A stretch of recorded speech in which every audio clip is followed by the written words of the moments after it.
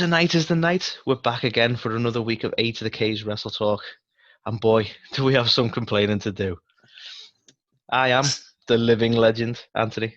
And I'm here with Captain Charisma. I keep pointing the wrong way. Sorry, Captain Charisma. It's Carl.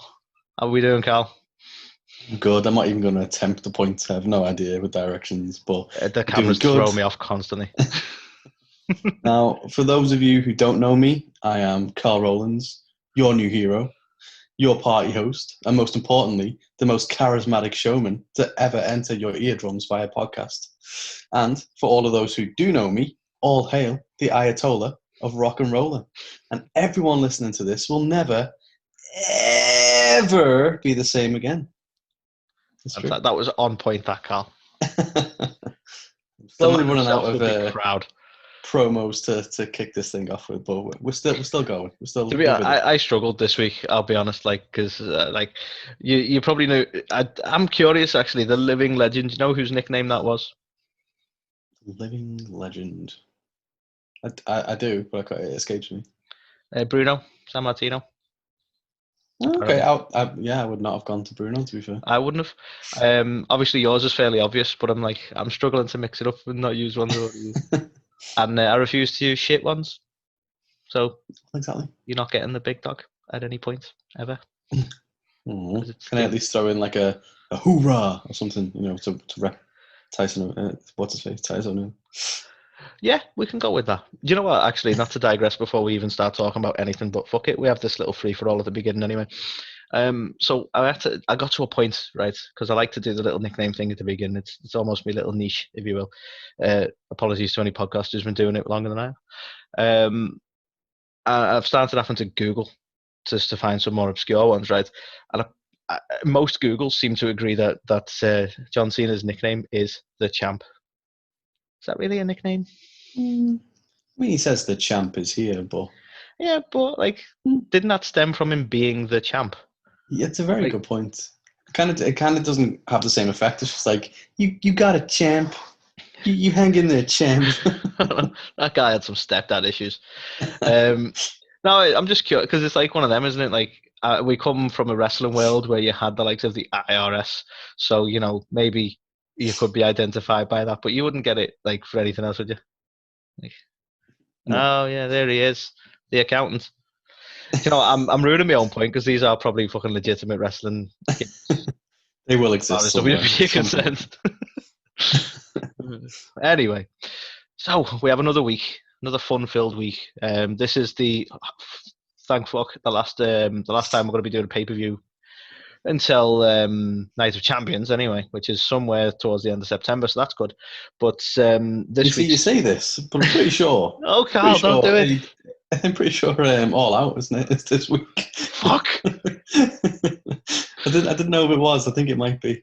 I think you might be right. I think it's the 9th of September or something. Yeah. Look, at some point, guys, we are going to do a unique segment, right? We will. But until that time, we're going to be covering pay-per-views because it's important we cover them. This is where the big stuff happens. And I really, really, really need to cover Payback. I need to say some things. I need to vent.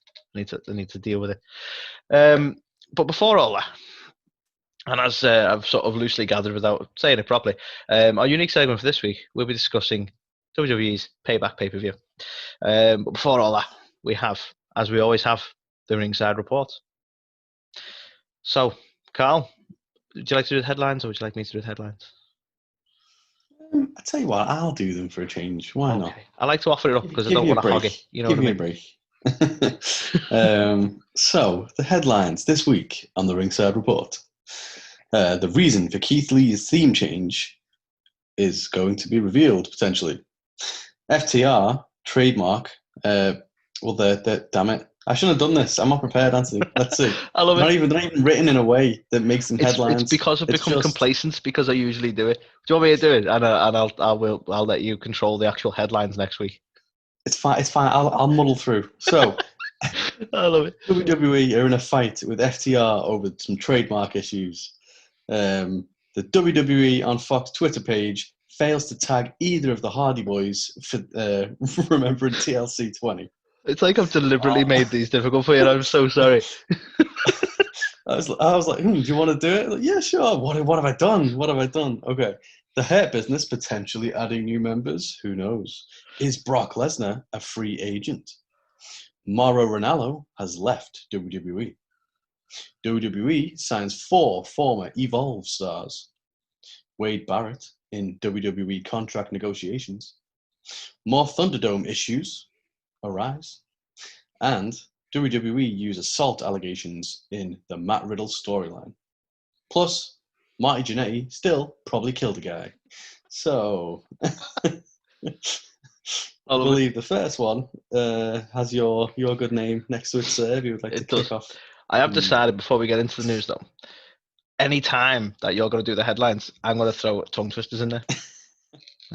Well, I mean, Going up, Peter Piper picked a peck of pickled peppers. Yeah, but yes, the first one is mine. You're quite right, Carl.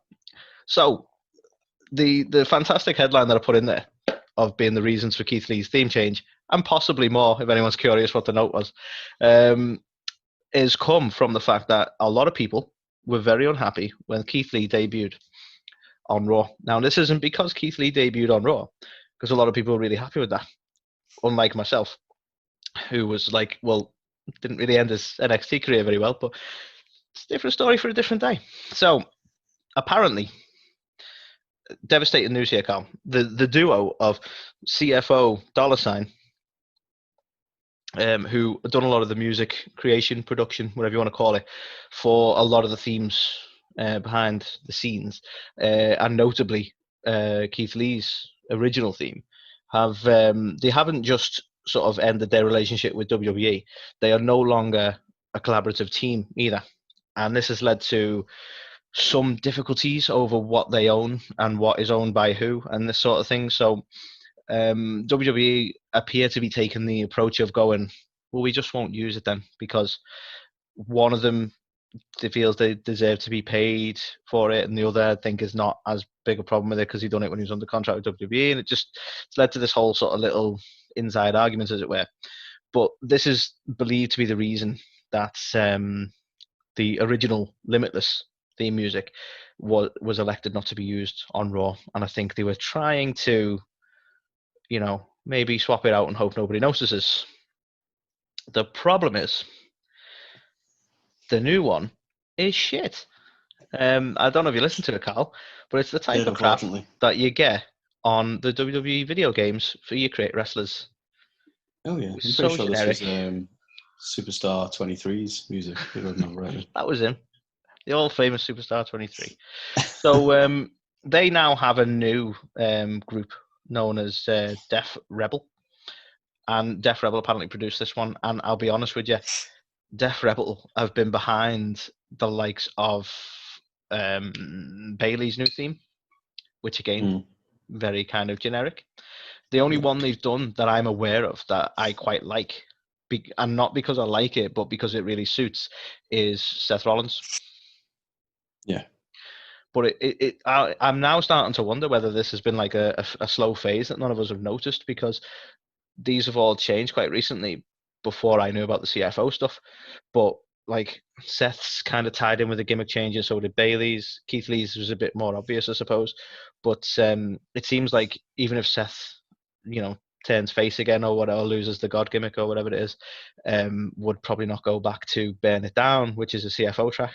So it's interesting because they clearly are still using some. I believe Shinsuke's and the like are still CFOs, and a lot of them haven't changed. Even AJ Styles, for instance, which is now synonymous with him, is a CFO track. So it'd be interesting to see what ones they're willing to pay for, I suppose. Because you go, well, that one's iconic. It's with him. Can't not do that. Do you know what I mean? Yeah, I mean, they've got some proper bangers. CFOs, like some of the themes they did were phenomenal. I think it's a crying shame. Like, I love some of Jim Johnson's, and a lot of people are like, oh, but I really like some of Jim Johnson's back in the day, and I think the transition over to CFOs wasn't that bad because they did put some really good ones out there as well. Whereas so far from what I'm seeing of this Def Rebel, it doesn't look good for me. From what I can see of the themes, I'm like, this might make things a little bit shit. Like, the theme's a big part of it, isn't it? You get behind a theme, you're like, yeah, that's fucking awesome. Or are we going to maybe see WWE pay for more, like outside stuff like they used to back in the day? We're going to get some more Limp Bizkit, some more Theory of a Dead Man, some more Kid Rock. Kid Rock's always been around. We're going to get a bit more of that. Who knows? I mean, WWE Probably don't not. like paying for stuff, do they? So Don't like paying for stuff so much that's another one of our news articles actually. We'll talk about that further down. But so that's the crux of this one really, is that we might not get what we want in Keith Lee's theme coming back.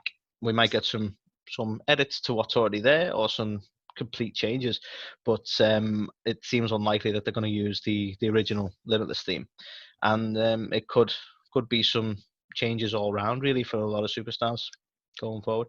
I don't know how you feel, whether there's any you're really going to miss, Carl. Like AJ, now if they change AJ's, I'd be shocked. well, yeah, I mean, So tied into him. AJ's definitely. I don't know, but even with like Kevin Owens and stuff, was that one of CFO's? I think it's a CFO track. Yeah. I'll stress to anyone who wants to be a smart ass and say that wasn't a CFO. I'm relying on Amazon Music here. If they're wrong, I'm wrong. But yeah, I mean, not related, but I've noticed as well, and I don't know if you noticed this. Let's go off on a tangent. Let's do that. When Edge returned at Royal Rumble, and subsequently after that, that wasn't by Alter Bridge. Did you notice that? I did not notice that. I didn't notice that. Again, What was it, a cover? Thanks, Amazon Music. Yeah, it's a totally different group doing the song. It's the exact same song. They must be paying Alter Bridge royalties or whatever. It's not Alter Bridge. Makes zero sense. I'm now gutted, even though I didn't notice. But yeah, so even changes like that, which are probably CFO's fault as well. So yeah, first one, nice fun one, but yeah, it seems that they've dropped the stupid trunks, but we are not changing the theme music. So you know, it's half good news. Okay, so the first one that I've got this week, as I butchered it on the intro, is the WWE are basically being big babies again, as they like to do when it comes to copyrights and trademark ownerships. But basically, the sum of the story is FTR have tried to file different copyrights or trademarks for a number of different kind of sayings or whatever. So things like no flips, just fists, say yeah, top guys, shatter machine, and also hashtag FTRKO, which on that one I can kind of see. To be honest, even the no fists, no flips, no whatever it was. Yeah. Yeah. No chips, just no chips, just tips. Yeah.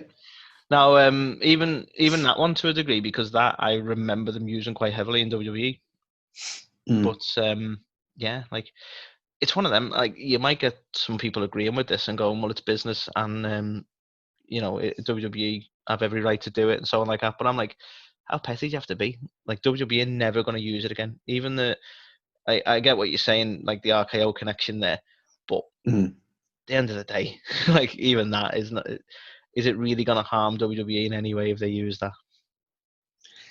Yeah, I don't know. It's a weird one, this, because part of me thinks, well, fuck them for stealing Dusty's trademarks and keeping them hostage from Cody and stuff like that. True. And then the other part of me is like, well, okay, it does kind of make sense for them to challenge stuff like FTRKO and as you said, the kind of no flips, just fists one. So yeah, I don't know. It's just a big game of people being babies, and they should just be like, okay, well, they've left the company, we're not going to use them anywhere, so fuck it, you can have it, and that kind of thing. But yeah, I mean, it's funny because just earlier today, and I can't even remember what context it was in, but I saw a little clip where they were talking to John Cena and the fact that WWE own John Cena's name, even though John Cena is John Cena's name. Like, yeah, they own the intellectual property on his own name, which I think is kind of, I'd love to get my head around that. So like, if he went somewhere else like Chris Jericho, he could use his own name in one legal sense, but then they own the intellectual property for John Cena in WWE. So I don't know how that works really. Like that's WWE, man, they're crazy with copyright and stuff. Oh god, yeah, they're trying to kind of monopolize everything, aren't they? The thing is, they do. So, this is where it does feel petty, because that to me is a mechanism to do everything you can so that they are like they can't survive on what they built up with use. That's every attempt in that, isn't it? Like they leave and they can't use any of the name or any of the reputation they built up without you guys jumping on them for it. It's just ridiculous. I mean, they're not going to use it again. It is just to stop them from using the name that they marketed themselves. You know what I mean? Mm. But again, yeah, Petty. all's legal in business, I suppose. But speaking of petty bullshit, Carl, right? My next one, and I'd love to know whether you think this was genuine, because I think it is, right? WWE on Fox, right? And I don't mean the concept of the fact that they're on that channel. They have their Twitter for WWE on Fox, right? And they put up a tweet recently which said, on this day, 20 years ago, it was Edge rated R and at Christian 4 Peeps versus at Testify Devon and at Bully Ray 5150. Don't know why I'm giving you the full things, but they're tagging them all, right? Versus the Hardy Boys in the first ever TLC match. And it was noted by a few people that they failed to tag the Hardy Boys. And one of the people it was noted by was Matt Hardy himself, who I thought was quite funny, used it as an opportunity to tag himself and then market his match with Sammy Guevara, tables match. So, fair play. But it seems like, again, another petty, stupid, bullshitty thing to go, we're not going to tag Matt. And they chose not to tag Jeff for, to line up with it so they could just say the Hardy Boys and not seem petty. But it feels very petty because they're both on Twitter. They can both be tagged. And I don't even know if it's controlled by WWE. I don't know if Fox have control of the WWE on Fox. I don't know. But whoever's done it has just totally chose not to tag the Hardy Boys and literally tagged all the other 4. Do you think this was a conscious effort, Cal?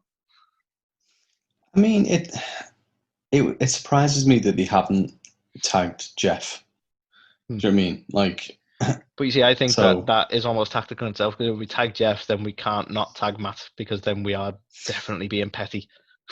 Yeah, well, that's what I mean. I feel like if they would have tagged everybody but Matt, then you can be like, oh, okay, they're being petty. But I don't know.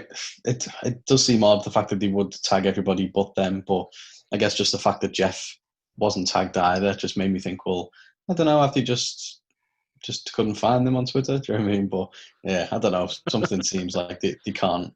They definitely couldn't tag Matt, so they probably just tried to be a bit PC about it or political. Yeah, quite possibly. We just call them the Hardy Boys instead, and then they're not using the name Matt either. Do you know what I mean? Yeah, but I mean, fair play on Matt though, to use that as an opportunity to say, so big graphic and everything. It was boss. But yeah, just another opportunity for pettiness. I know it's all business. WWE on Fox, whether it's controlled by either. AEW is clearly their competition, so they're not going to want to tag stars over there. But even so, man, I mean, he's put so much into WWE, you think they just let that kind of shit go, assuming it was deliberate. Yeah, so definitely. that's my petty bullshit entry of the week. So maybe not petty, but bullshit is the hair business, as they are. So they were interviewed on Raw Talk, that riveting post fucking Raw show. Oh yeah. Because it's massively popular, much like Talking Smack. Yeah, exactly. Well, I mean, at least Talking Smack's fucking sounds a bit better, doesn't it? But Raw Talk, yeah. So yeah, they were on there basically, and they got interviewed around the hair business and blah blah blah. But they kind of made a couple of hints or alluded to the fact that they're always looking for new members, and they don't just want to they're not just going to be content with the titles on Raw, for example. They want to go after 205 Live, want to go after tag titles, the Universal title, cross promotion, get their hands on the SmackDown IC title, etc. And they also brought up the women's title. So that's kind of led a lot of people to believe that they may be potentially trying to find a woman to add to their kind of ranks of the hair business. So I don't know. What are your thoughts on that? Do you think there's anybody out there who it would make sense to be? Well, I have a theory, and I don't know how this would work in practice, because you'd need to do a little Austin theory. No, he's dead. Wow, that was. No, I'm kidding. Anyone who's listening, I know nothing. I think they could potentially, and I'm not just saying it because she's black, if anyone's going to jump on it, right? I think they could potentially try and get Naomi, but they'd have to move her over to Raw. And I think the reason for that is because WWE they're not good at it, but they are trying to push her in response to the public being behind her. And I think it could be a good avenue for her to join the hair business, almost bitter about the status she's had on SmackDown as well. I think an interesting thing from that article as well was they mentioned 205, and they've clearly been after Cedric. So could we see the turn that you were expecting, Carl, and Cedric does eventually join them? And then we've got a 205 champion potentially. We've got Naomi, as my guess, being the women's champion or going for the belt against Asuka, which would be much more interesting than the bullshit they've got going on right now. And yeah, and like that, there are two options in my head, and I think you called the Cedric Alexander thing a while ago, but just because they mentioned like they're not just they're focusing on taking it all, do you know what I mean? They want all the gold. I could see them sort of pushing him as the cruiserweight of the hair business. I mean, do you know what? I can definitely see the Cedric one, but I think you raise a fantastic point about Naomi, because her kind of storyline, if you can even call it that, of late, plays itself masterfully into MVP's hands as someone who's like, oh, even the fans are behind you and they still didn't give you what you want. I can make things happen for you, blah, blah, blah. Yeah. And So the first thing he could make happen for her is getting her drafted over to Raw for opportunity. That could be something that they've suggested he's arranged because he's connected or whatever. So it plays into the fact that he might actually have some power in that company, because this still puzzles me. It's like, sign with me, Bobby. I can get you things you could have got by yourself anyway. This actually would make it look like he's got some throw there as well. Yeah, definitely. And I think, like, I know you were like, oh, it's not just because she's black or whatever, but I believe, that this faction kind of started out as like a new version of, the Nation of Domination or whatever. So I want to make it clear that why she was my pick. Like, let's think of a black wrestler. It wasn't a random thought. There was some thought process to it. Do you know what I mean? Yeah. So that's because I know that like the idea is that the sort of the new Nation of Domination in a way. But no, I just wanted to clarify that it had more thought than just picking a random black woman. Do you know what I mean? Yeah. No, I think, you know what? I think if they do it, that'd be a really good kind of run for Naomi. That I think. Yeah, I think it could be promising. Yeah, definitely. So that's my guess, Carl. I'm sticking with it. I like it. So, Carl, we mentioned earlier, probably, I don't know, that WWE are not ones for spending money. Yep. So what they've decided to do is one of the highest paid stars, as listed from their financials not too long ago, in Brock Lesnar, is to fail to negotiate any sort of contract deal now on his expiring contract. And it looks like Brock, as of this moment, is now a free agent. Now, there's been a couple of bits to this, in that WWE, I believe, have been failing to come to terms with. It's a company called MMA Fighting, but that sort of negotiating element for his UFC side of things. But it's also been noted that very recently WWE have pulled down all of the Brock Lesnar apparel from their website, which would suggest that again, they have not reached an agreement with him.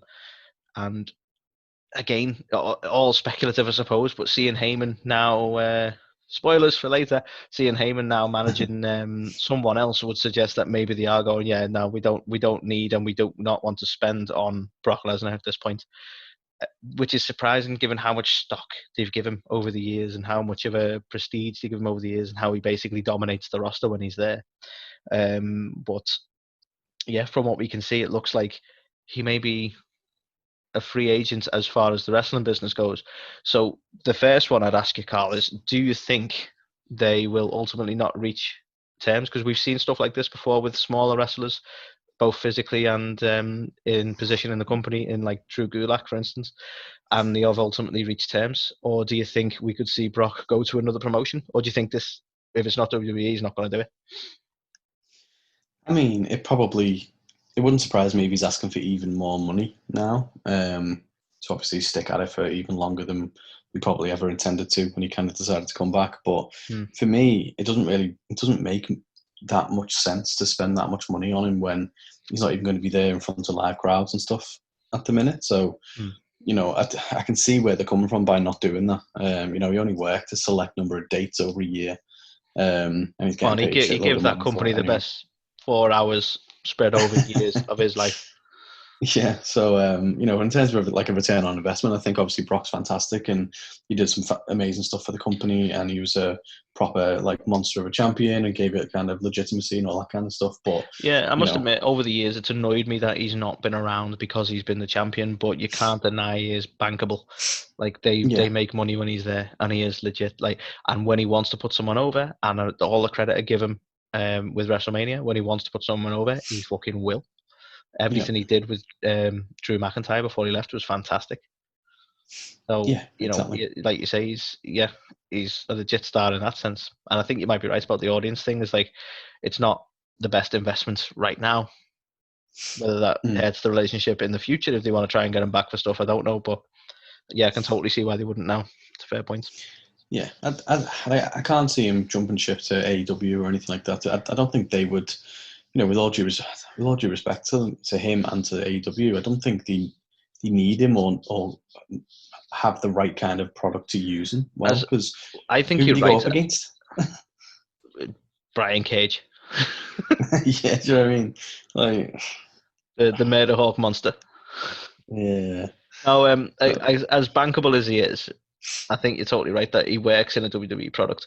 Um, and I'll be honest, I don't even think Tony Khan, with the resources he potentially has, would want to waste what millions, like literal millions, on one guy. Don't be right. I'm sure there's some good deals with certain wrestlers over there, but Brock by himself earned more than a lot of people in WWE. I want to say it was somewhere above 8 million. I could be wrong there. Apologies if I am. But he was earning like a staggering figure from them, and I couldn't see any other promotion wanting to offer him that much, to be honest. But that's not to say he wouldn't be willing to go for a lesser amount just to screw them over. Who knows? You don't know how bitter these things get. yeah. So I don't know. I think for me, like, if he decides he wants to stick with wrestling in some capacity, then I think he'll be back in WWE in months kind of time or so, like maybe for WrestleMania or something. Well, He might be able to. you're our resident UFC guy, Carl. Do you think he's got much more mixed martial arts left in him? No. Because that takes a much more of a physical toll. You cannot deny that.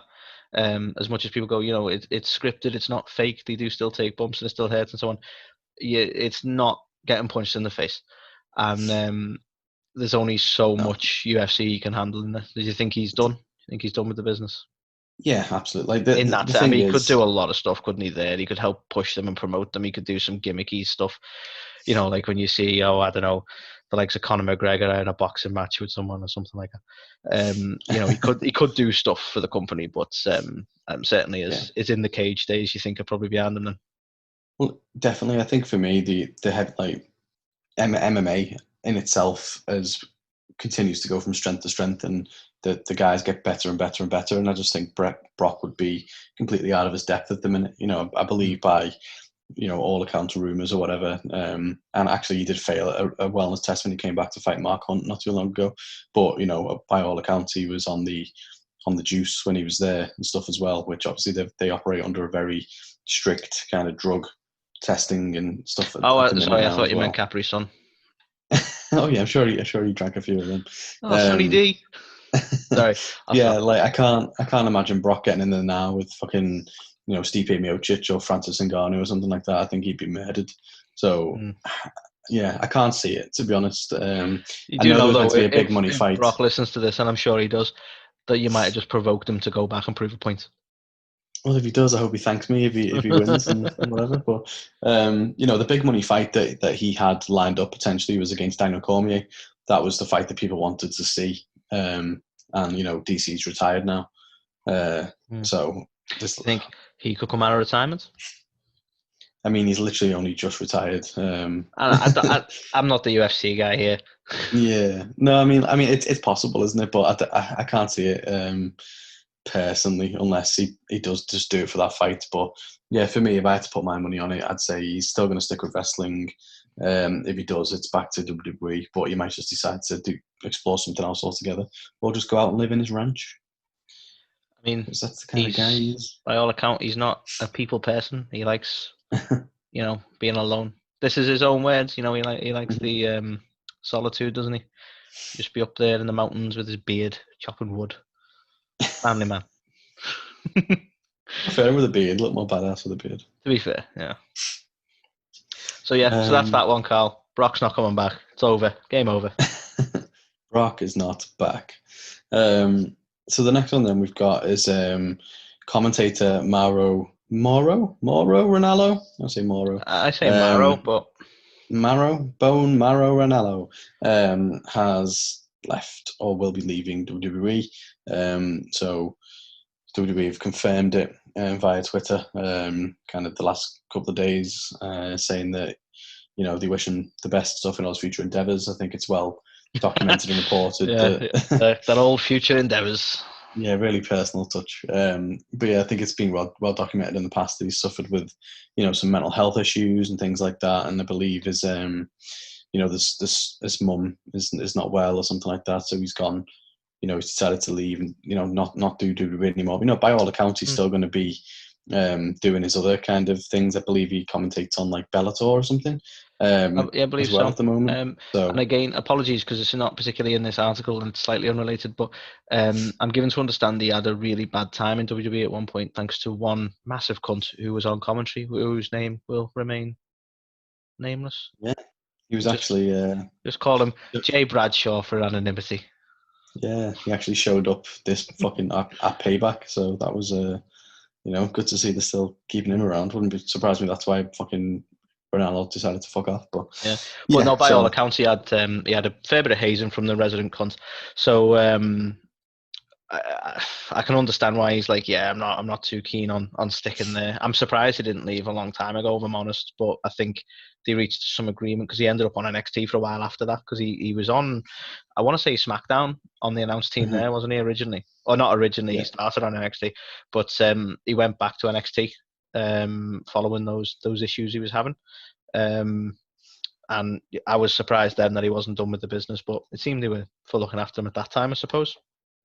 But it's a real shame. He's one of the better commentators they have, in all fairness. As much as Michael Cole's been in the business forever now, he still misses the mark on a lot of stuff. Whereas that's one thing Mauro was really good at, was sort of calling the action a lot more accurately than most. Like, he actually kept track of what was going on, which is a plus for anyone who's a commentator. Well, that's it. Michael Cole's just trying to get in all the catchphrases and stuff that Vince is spewing in his ear. So to be honest, like, it must be borderline like being split personality with Cole when he's got a little Vince in his ear all the time. I'd drive me insane as well. Just shouting at you constantly, but so that's a bit of a shame. But I believe the next article I'll be talking about might address who his potential replacement could be. Before we move on to my next article, do you think that, and this is purely speculative, but do you think there's maybe more going on in the background with these sort of what do they call the talent that aren't wrestlers? The other on-screen talent, because we've seen, like, this is the second week now we've had somebody leaving, obviously Renee Young being last week. Do you think there's maybe more going on and that's why we're seeing a lot of exits from this side of the company, or do you think it's purely coincidental? I mean, it's an interesting point, to be fair, like the timing of Renee leaving and now Mauro doing the same. I don't know if there is something going on. I mean, if you think about it, there's not many senior people back there anymore. Like, if you look at the commentators now, the interviewers and stuff like that. It's a fair point. New, so maybe it's like another cost cutting thing. Maybe Renee was rewarded with a decent contract for all their kind of efforts, and Mauro's obviously probably one of the better paid commentators as well. So maybe they're just trying to save. I take your point. Yeah, saves money, doesn't it? Okay, so your other one does connect, Carl, but I'm going to interrupt that connection, as fluid as it would be. I'm going to talk to you for a second about Evolve Wrestling. You loved Evolve Wrestling when it was around, right, Carl? Yeah. Yeah, me neither. So, as a lot of people know, there's been some sort of purchase of Evolve with WWE some time ago, into the point that you can watch all the old Evolve, or certainly a large amount of the old Evolve content on the WWE network now. What has also been noted this week is that 4 former Evolve superstars, if you can call them superstars, no offense, have now signed with WWE. And the most notable being a Josh Briggs. Now, this man, just in his stature alone, is standing at a massive 6'8". So he's one of the bigger dudes. And I know, Carl, you love a big dude. That's what they say. But this is the type of person who wouldn't look silly going up against the likes of Braun, for instance, in terms of height. So this he could be potentially another monster in the making. I don't know whether at this point him and the likes of the other who else did they sign? Sorry, they signed these. Apologies, because these names genuinely don't mean much to me because I didn't watch Evolve. They signed also Brandy Lauren, Kurt Stallion, and Joe Gacy, I want to say. I think I'm pronouncing that right. So those 3 have been signed as well. Now, I don't know if these are all going to NXT or there's going to be a bit of a split depending on sort of tenure in Evolve. I don't know. But we've got a nice little group of new signings, which could potentially be more people on the screen over the next few months, because we're seeing a very restricted roster at the moment, understandably so. Well, But Anthony, this could have an effect potentially. Do you know we've already seen one of these new signings on screen? Oh, I love it, Carl. Throw the tidbits at me. So the Brandy Lauren signing that you mentioned, she has already been on WWE TV. Oh, let me guess, she was in a match. Oh, okay. In a hot tub with Damian Priest when he celebrated his win. So she was one of them birds in the hot tub with him. Right, so that's how that contract kind of went. You want to be a star, don't you? Nice, okay. Pretty much how I'd imagine it went. Well, so thanks for signing. Here's your bikini. Just wait until classic the WWE, next. right? Just wait until the next championship when it's going to be that fucking 6'8" guy in a bikini in the hot tub. Yeah. And I like big guys. Yeah. Damien's like, not like this. Oh man, it's. You know when you go like, oh yeah, women's evolution, and then it's like, yeah, we're signing you, and you're gonna have to be in a hot tub with this creep. Yep. Okay. So you can either choose that, or you can be a pole dancer for a week or so on Raw Underground. Up to you. That's it. Yeah. Your choice. Loads of choice here. You can take what's in the mystery box. Oh, what's that? Why is it slimy? Go away, Vince. Anyway, so 4 new superstars. Hopefully, not just in hot tubs. Hopefully, we'll see them on the product as well. But promising things all around. Definitely. So the next one, linking in a little bit with the Mauro Ranallo one previously, is you may have seen if you watched it. Wade Barrett has actually made his return to WWE in a announcing capacity.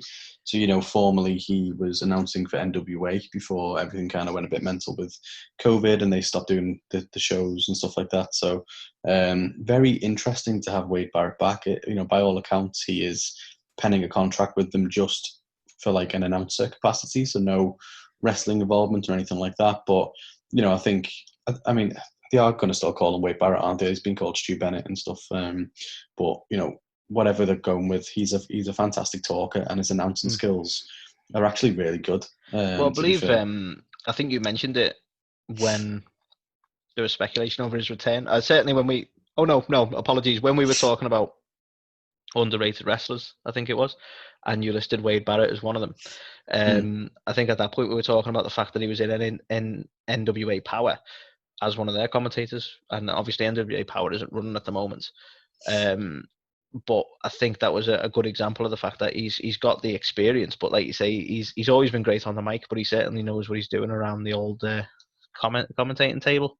Even knows how to get out of the way when people are going to slam through it. Right?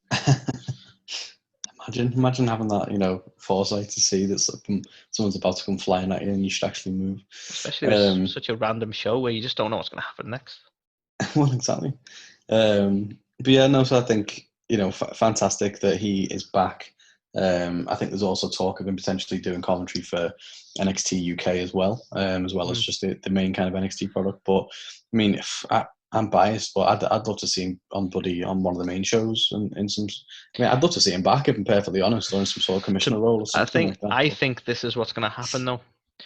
I think whatever deal he signs with WWE, him being on TV is just going to get people talking, and it's going to get people wanting, and it's going to get to a point when it's like, yeah, we're going to have you do a couple of spots. We're going to do this. We're going to. It's going to be, for me, I reckon, and I'm not saying Kurt Angle's happened accidentally, but it's going to be a bit like Kurt Angle, and it's like, okay, we'll give you more of an on-screen role. You can be the commissioner, and like, okay, we'll do this one match, and you'll take a couple of.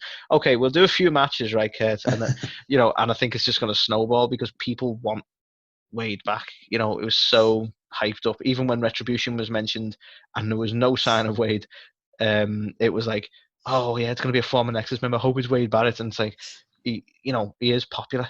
And to keep that popularity when you were sort of jobbed out in WWE for a good while after the Nexus anyway, and you've done a lot of other stuff since, he's not left people's minds. And I think a prime example from yourself that you'd love to see him back.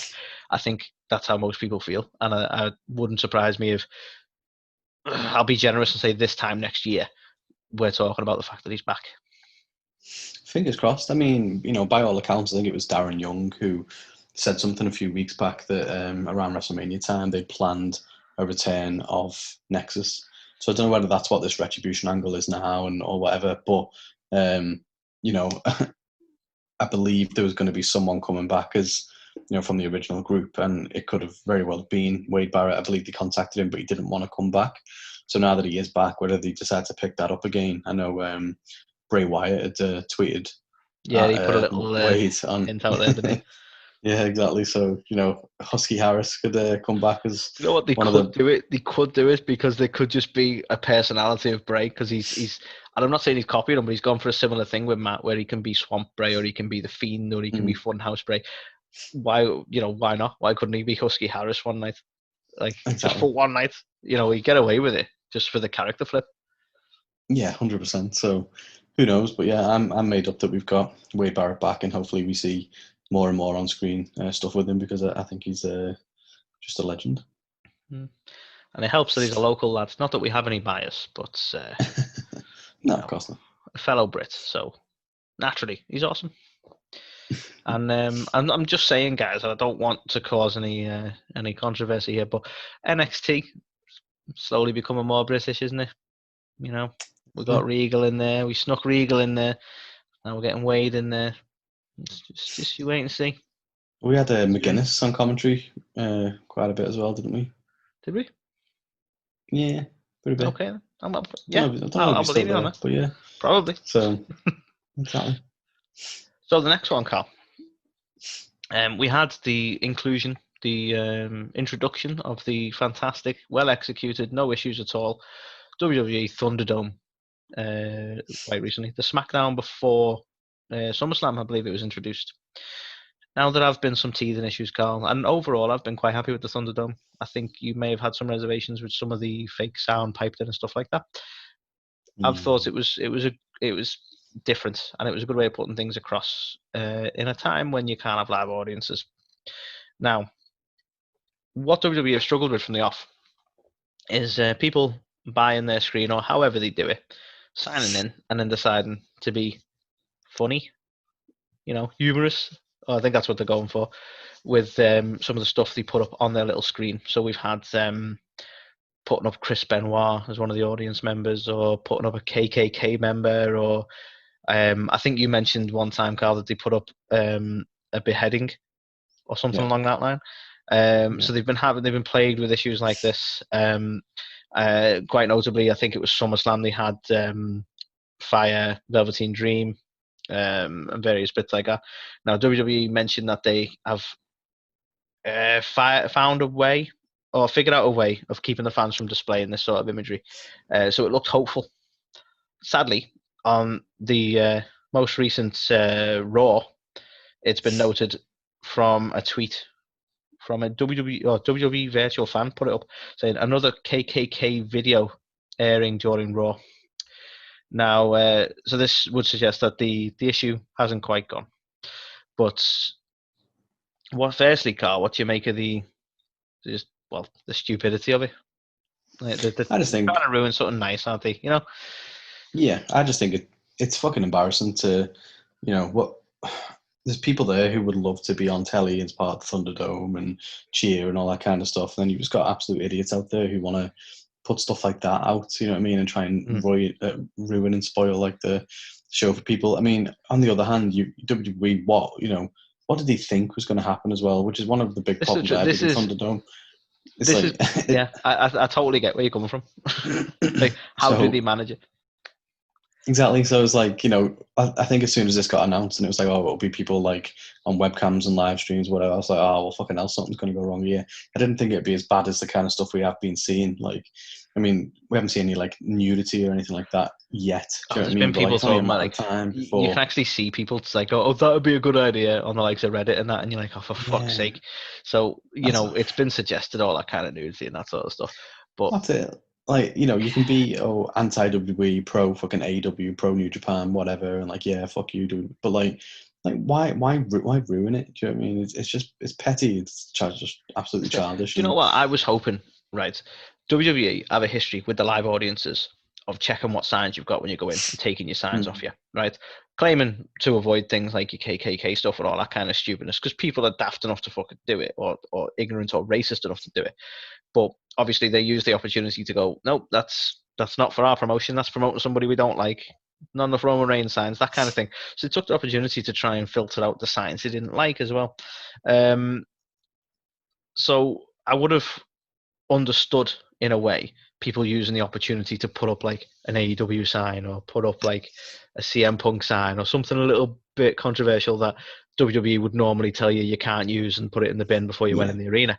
But no, like I was kind of hoping people would have the respect to understand that like they can't filter you the same way that they always could, and respect it a bit.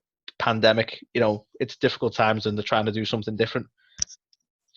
But no, it's just a crying shame, and I don't know because I'm not mentioning it and I'm not here to go, this is how you sort the problem. I'm no expert, but I hope they find a way, because it'd be a shame for that to be what ruins the gimmick, and then they end up going back to because to be honest, I don't know how you feel, Carl, but I prefer the Thunderdome to the Performance Center talent being told when to cheer.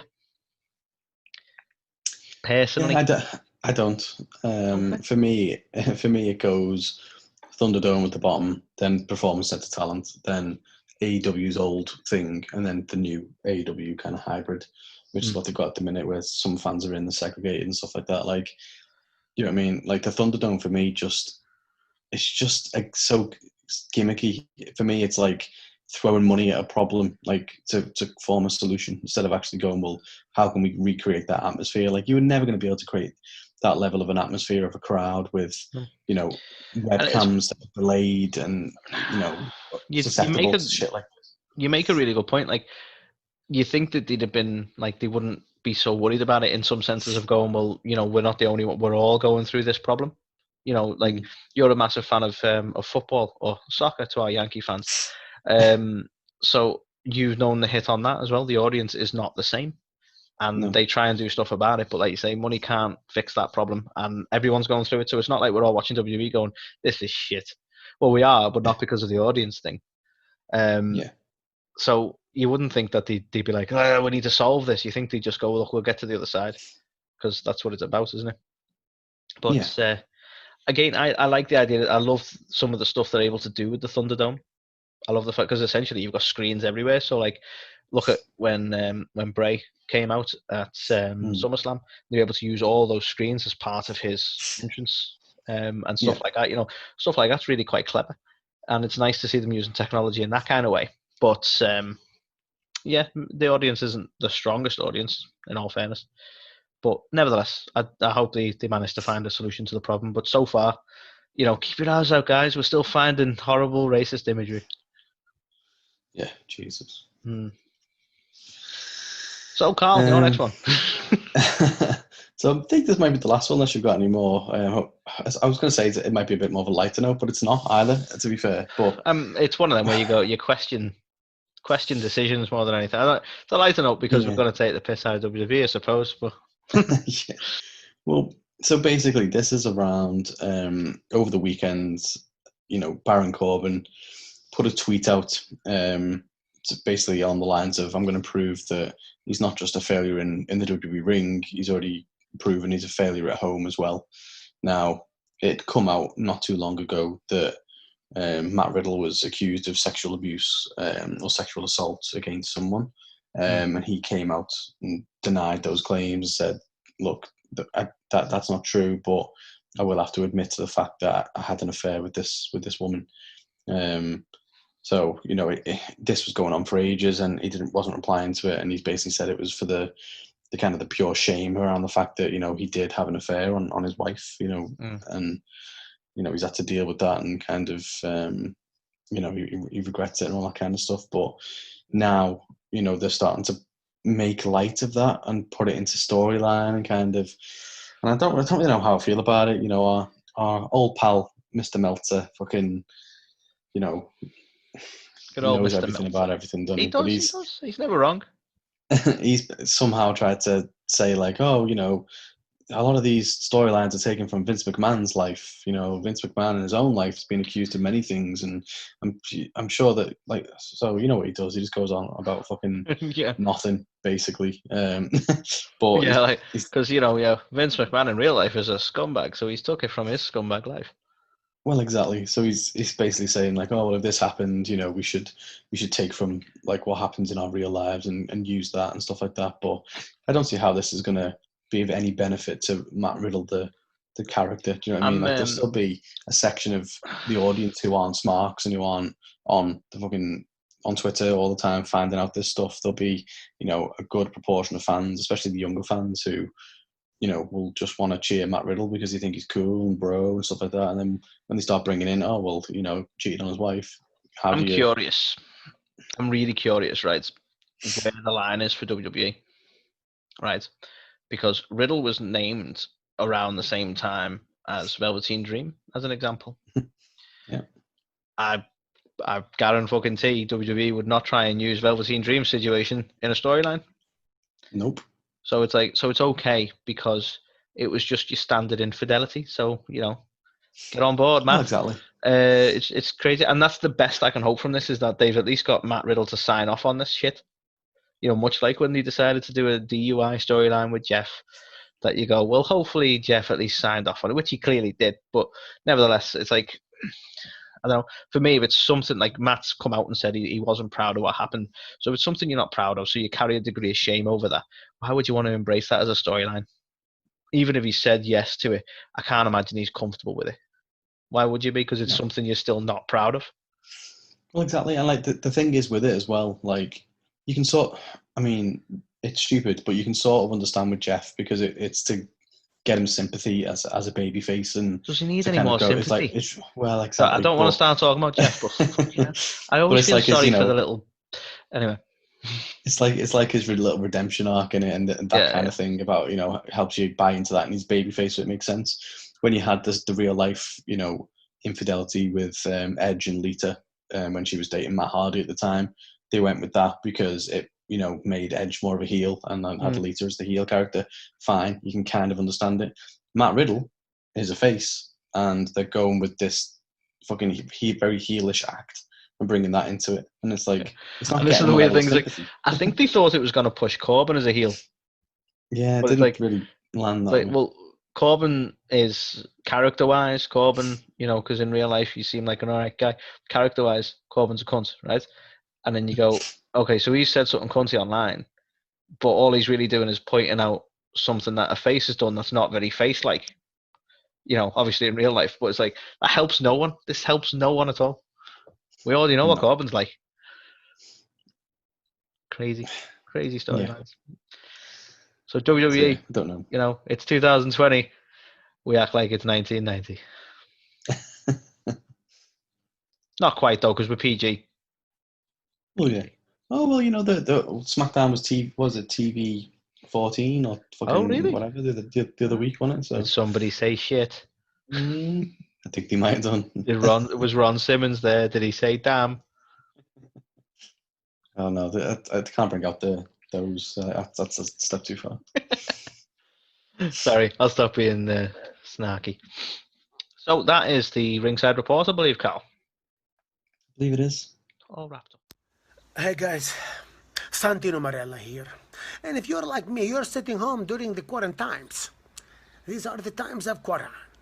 Well, I discovered a Wrestle Talk podcast called A to the K. It's changed my life. Now I don't want to go back to work. I just want to sit home in the quarantines and listen to Carl and Anthony. They are the best. Together, they're even better. So listen, A to the K. Wrestle Talk podcast. Check it out. Change your life. You'll be thanking me later.